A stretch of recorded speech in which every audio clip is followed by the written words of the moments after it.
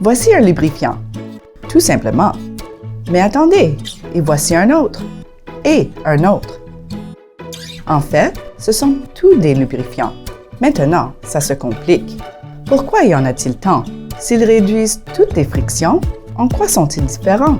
Sans entrer dans les détails, leur principale différence est leur consistance.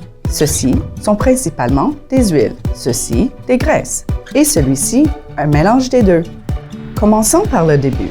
Les huiles lubrifiantes, comme HHS 2000 et 5000, conviennent le mieux aux applications où la pénétration par fluage est essentielle, comme dans le cas des charnières et de joints, ou encore en présence de haute pression ou de température extrême. Eh bien, nous chauffons maintenant.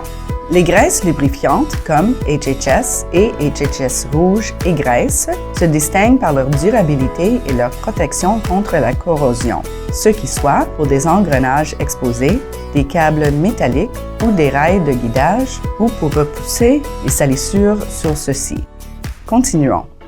Et qu'a-t-on ici? Un fluide HHS. Il est durable comme une graisse, mais peut résister à des pressions élevées comme une huile. Alors, pourrait-on s'en servir pour des commandes de changement de vitesse et d'embrayage? Bien sûr que oui. Comme il existe une multitude de pièces, de composants et de matériaux, vous devinerez que ceci nécessite des besoins différents, d'où le grand choix de produits proposés s'origine. Ce qui rend cette gamme exceptionnelle, c'est qu'il s'agit de lubrifiants adhésifs. Il adhère étroitement aux pièces tout en assurant un glissement tout en douceur. Lorsque la pression se fait sentir, il résiste même aux éclaboussures et à l'eau salée.